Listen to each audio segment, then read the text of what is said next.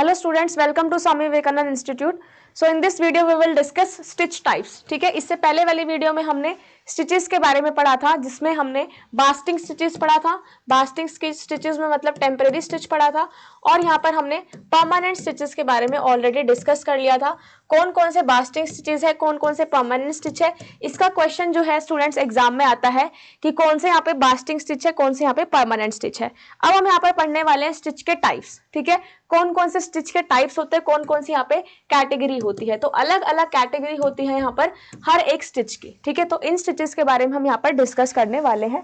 70 types of stitches जो है वो देखी जाती है, जिसमें से हम 18 से 20 टाइप ऑफ स्टिच जो है वो यूज करते हैं in the manufacturing of garment.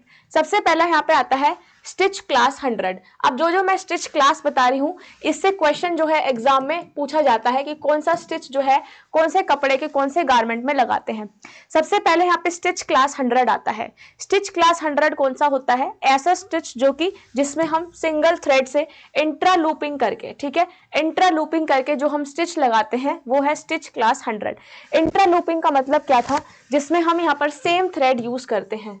ठीक है, सेम थ्रेड यूज किया जाता है इंट्रा लूपिंग में। जब भी हम यहाँ पर लूप्स बनाते हैं, जैसे मैंने डायग्राम में आप लोगों को पहले दिखाया था, जिसमें हम सेम थ्रेड का यूज करते हैं इंट्रा लूपिंग में कोई भी लूप बनाने के लिए। और इंटर लूपिंग कौन सा था? इंटर लूपिंग था जिसमें हम यहाँ पर डिफरेंट थ्रेड्स का यूज करते हैं। ठीक है, जब भी हम लूप्स बना रहे हैं तो इसमें गाइस डिफरेंट थ्रेड्स यूज किए जाते हैं।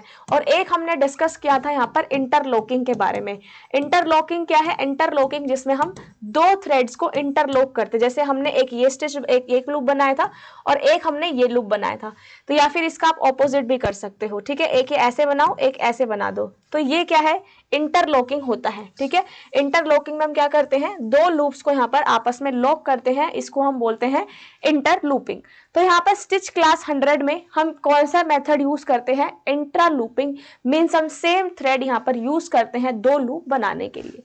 इसमें कौन से सारी क्लास आती है? ऐसी क्लास जो स्टिचेस, जैसे ऐसे स्टिचेस इसमें यूज होते हैं जो अनसिक्योर होते हैं, टेम्परेरी पर्पसेस के लिए जो यूज किए जाते हैं।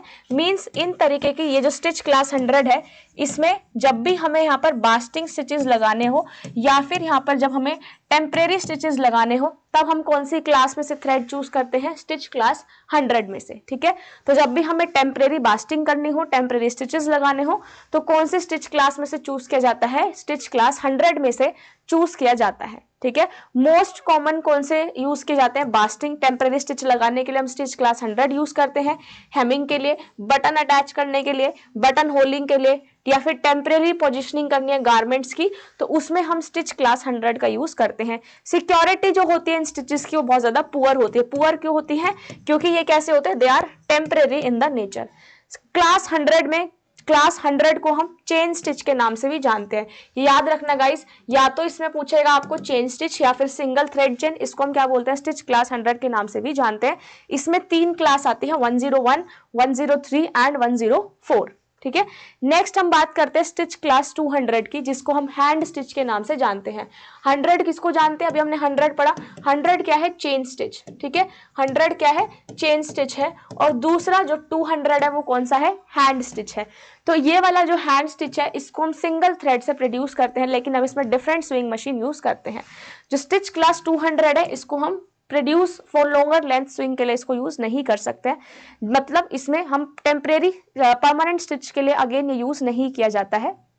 बहुत रेयरली इस स्टिच क्लास का यूज किया जाता है रेडीमेड गारमेंट में, बिकॉज ये जो है बहुत ज्यादा एक्सपेंसिव होते हैं। ठीक है, जो हैंड स्टिचेस होते हैं वो क्या होते हैं? बहुत एक्सपेंसिव होते हैं, इसलिए इनका ज्यादा यूज नहीं किया जाता है। कोट जब आप बनाते हैं कोट मैन्युफैक्चरिंग के लिए, उस कोट मैन्युफैक्चरिंग के लिए इस स्टिच क्लास 200 का यूज किया जाता है। ठीक है, इसमें कौन सा आता है? एक आता है स्टिच 209, ये याद रखना है। स्टिच 209 आता है, जो कि जैकेट है उसकी एज पे कौन सा स्टिच लगता है? Stitch class 200। और जिसमें कौन सा पार्ट आता है? स्टिच 209। ठीक है, इसमें हम जैकेट्स के जो एज बनाते हैं उस पे ये वाला स्टिच यूज किया जाता है। हाई कॉस्ट है, टाइम कंज्यूम करता है, इसलिए इसको रेयरली यूज किया जाता है। ठीक है, नेक्स्ट आता है स्टिच क्लास 300, जिसको हम लॉक स्टिच के नाम से जानते हैं। पहला कौन सा है?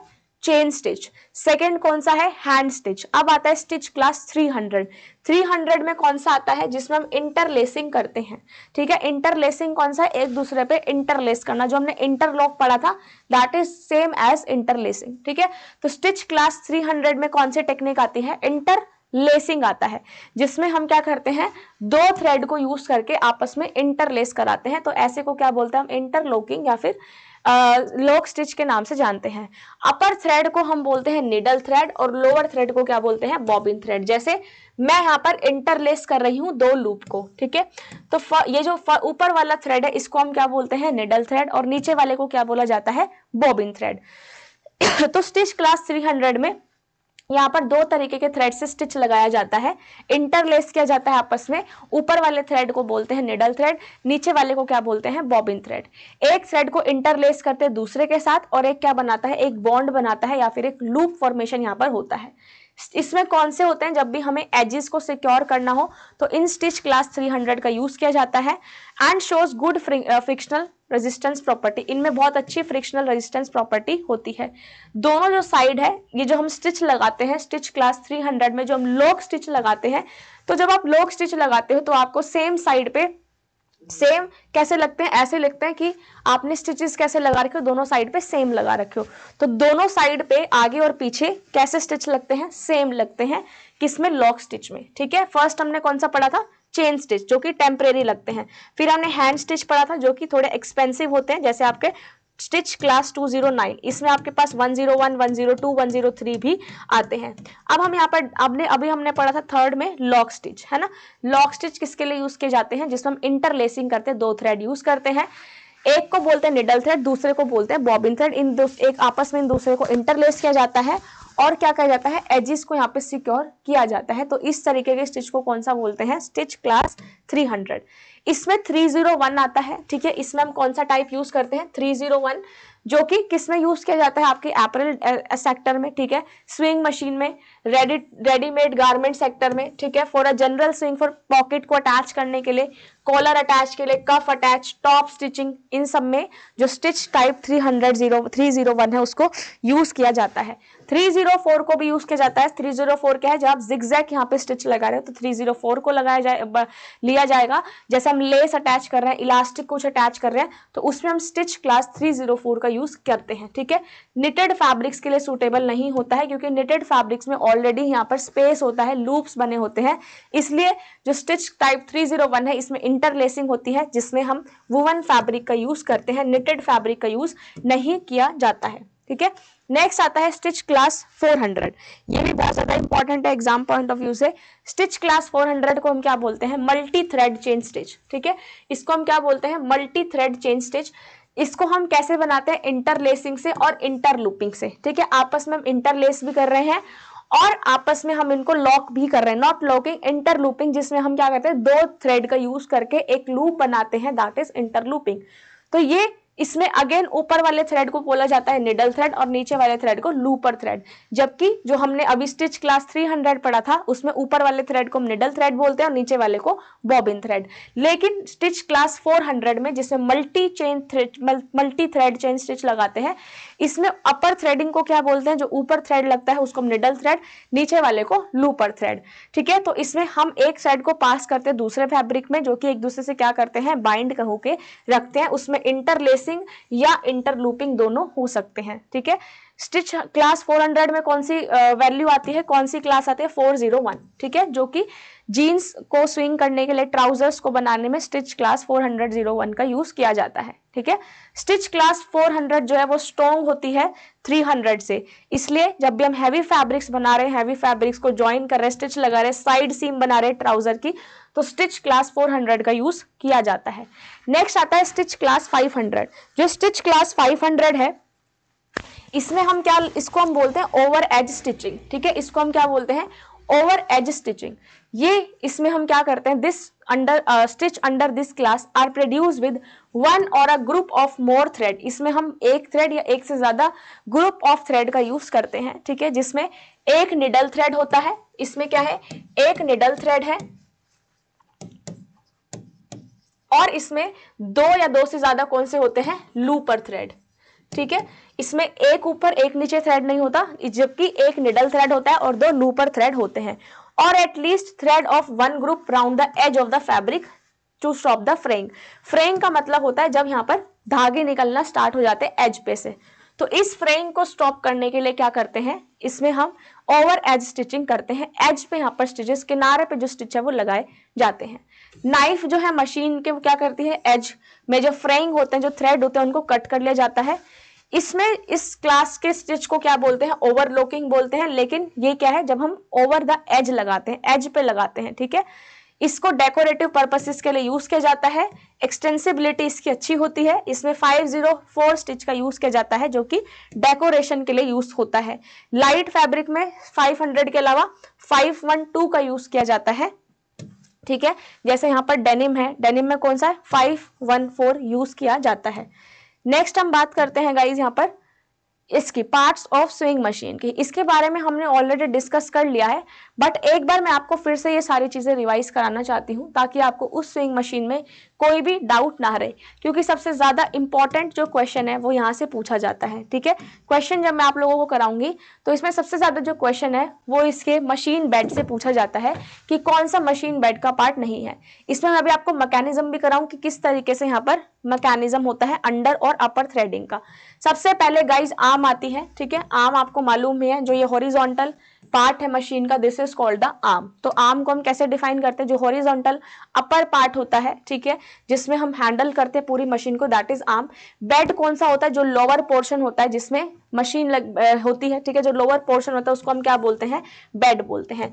बॉबिन क्या है, एक मेटल का स्पूल जिसमें थ्रेड आप बाइंड करके रखते हो। बॉबिन का केस जिसके अंदर क्या होता है, बॉबिन होता है, ठीक है। नेक्स्ट यहाँ पे आता है बॉबिन वाइंडर। बॉबिन वाइंडर क्या होता है, व्हील के पास आपने देखा होगा, यहाँ पर इसमें तो नहीं है, ये रहा बॉबिन वाइंडर, ठीक है। ये क्या है, बॉबिन वाइंडर है, और ये बॉबिन वाइंडर फ्रिक्शन रिंग है, ठीक है। यहाँ पर बॉबिन के अंदर क्या होता है, धागा होता है, और वाइंडर क्या होता है, जिसपे धागा जो है वो लपेटा हुआ होता है, that is a bobbin winder. That is used for winding the thread on the bobbin and it is located at the right hand side near the wheel, है ना, व्हील के पास है, ये क्या है, बॉबिन वाइंडर। इसमें धागा लगा हुआ होता है अंदर बॉबिन में। फिर आता है फेड डॉग। फेड डॉग मैंने आपको बताया था, जिसके ऐसे सेरेटेड एजेस होते हैं, ये एजेस क्या करते हैं, कपड़े की मूवमेंट में हेल्प कराते हैं। जैसे जैसे कपड़ा मूव करता है बेड पे, वैसे उसमें कौन हेल्प कराता है, फेड डॉग उसमें हेल्प करता है कपड़े की मूवमेंट में। तो फेड डॉग को हम कैसे डिफाइन करते हैं, एक स्मॉल मेटल का डिवाइस किसके नीचे रहता है, प्रेशर फुट के, जिसमें ऐसे टीथ बने हुए होते हैं ना, इसके एजेस कैसे होता है, टीथ लाइक होते हैं, जो कि क्या करता है, कपड़े को मूव कराने में हेल्प करता है और स्टिच प्रोड्यूस करता है, ठीक है। It moves the material forward by 1 stitch length after each stitch has been drawn. जैसे जैसे कपड़ा मूव कर रहा है वैसे वैसे स्टिच जो है वो लगता रहता है। तो फेड डॉग क्या करता है, कपड़े की मूवमेंट में हेल्प कराता है। फिर आता है हैंड व्हील, जिसको हम बैलेंस व्हील के नाम से भी जानते हैं, जो राइट हैंड साइड पे होता है, जिसको हम फ्लाई व्हील भी बोलते हैं, ठीक है।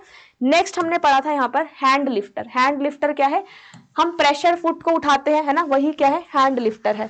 हम प्रेशर फुट लिफ्टर पढ़ रहे थे, वही क्या है यहाँ पर, हैंड लिफ्टर, उसको हम हैंड लिफ्टर के नाम से भी जानते हैं। फिर आता है हेड। हेड क्या है यहाँ पर, the upper part of the machine above the stand, जो स्टैंड के ऊपर जो वाला पार्ट होता है उसको हम क्या बोलते हैं, हेड बोलते हैं। तो यहाँ पर ये सारे पॉइंट आपको याद रखने हैं।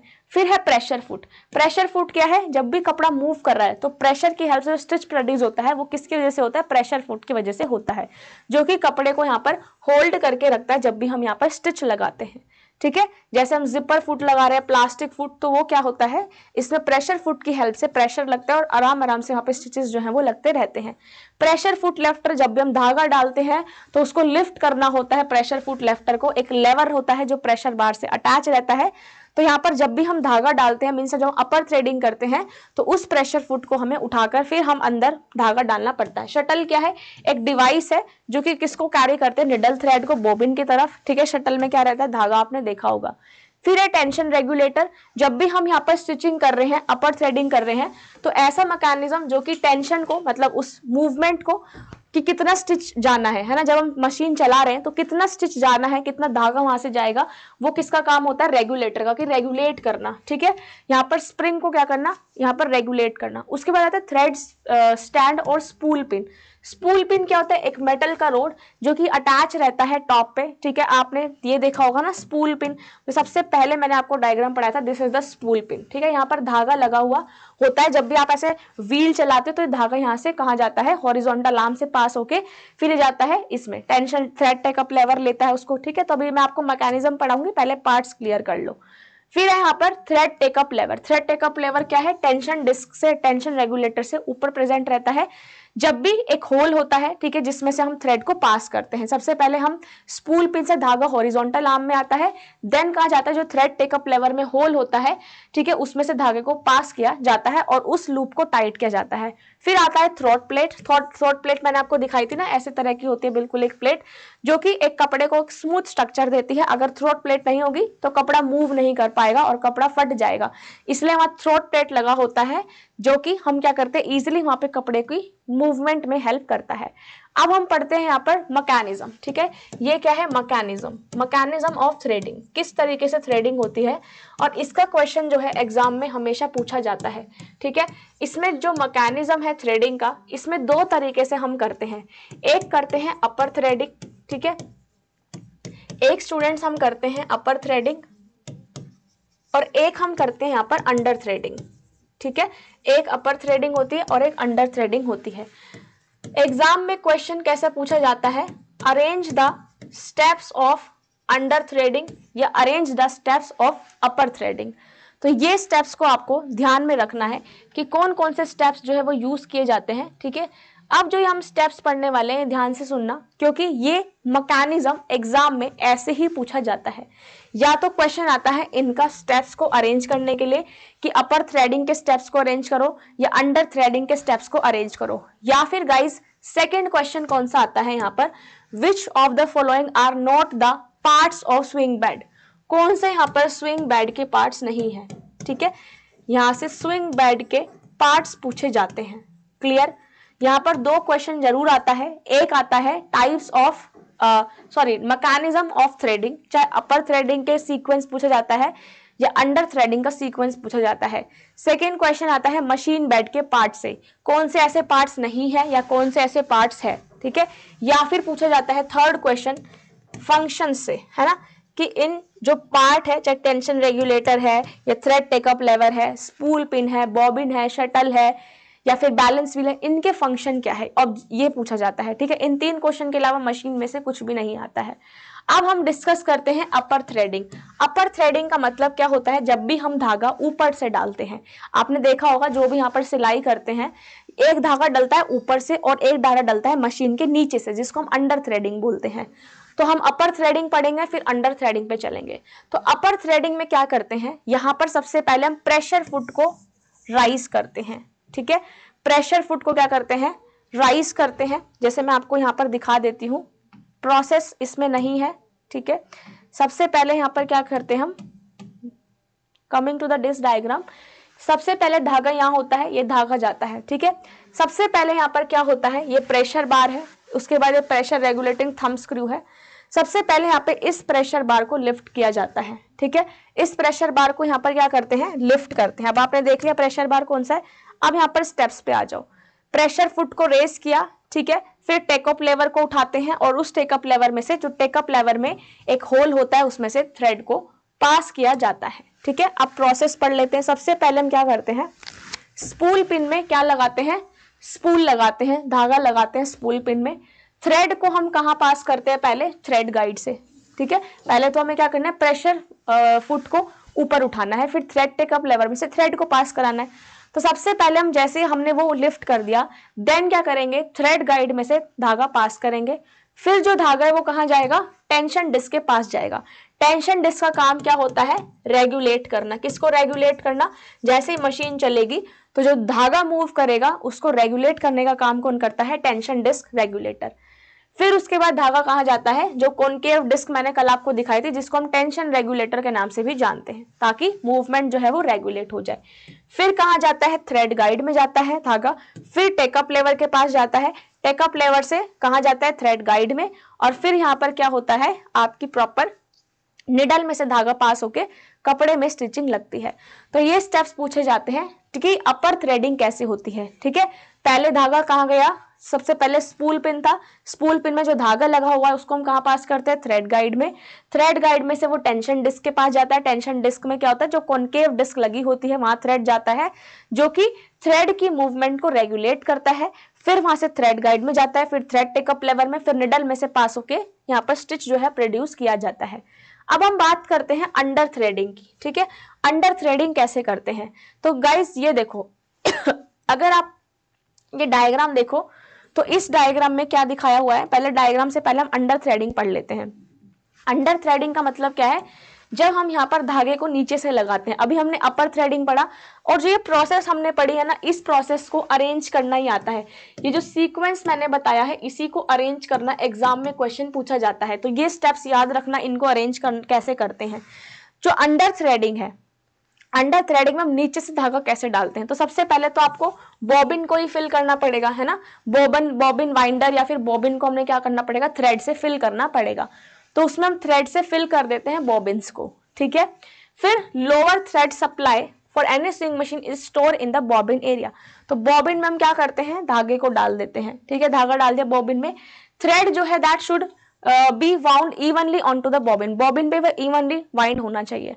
बॉबिन को हम भर देते धागे से, ठीक है। फिर हम क्या करते हैं, यहाँ पर जैसे कर दिया उसमें, अब बॉबिन को हम किस में डालते हैं, बॉबिन केस में। पहले बॉबिन में धागा डाला, फिर बॉबिन को किस में डालते हैं, बॉबिन केस में डालते हैं, और यहाँ पर हल्के से धागे को निकाल लिया जाता है, ठीक है।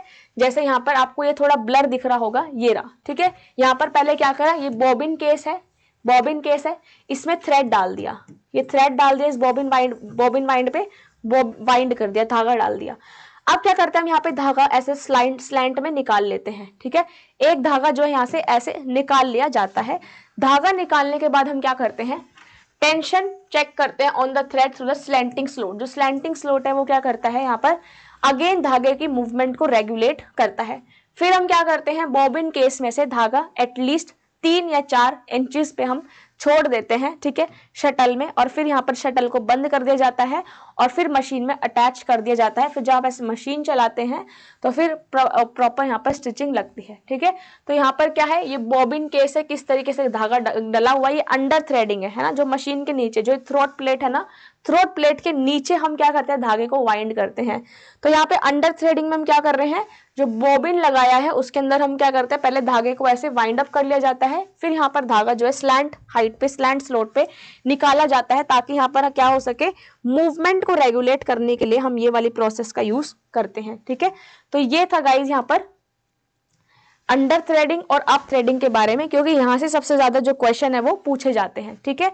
सो गाइज मिलते हैं आपसे नेक्स्ट क्लास में। ये रिवाइज कर लीजिएगा, एक तो पार्ट्स को रिवाइज कर लेना, ठीक है, क्योंकि पार्ट्स बहुत ज्यादा इंपॉर्टेंट है, और एक मैकेनिज्म जो मैंने अभी आपको अपर थ्रेडिंग और अंडर थ्रेडिंग का पढ़ाया, क्योंकि सबसे ज्यादा क्वेश्चन इन दो में से ही पूछा जाता है।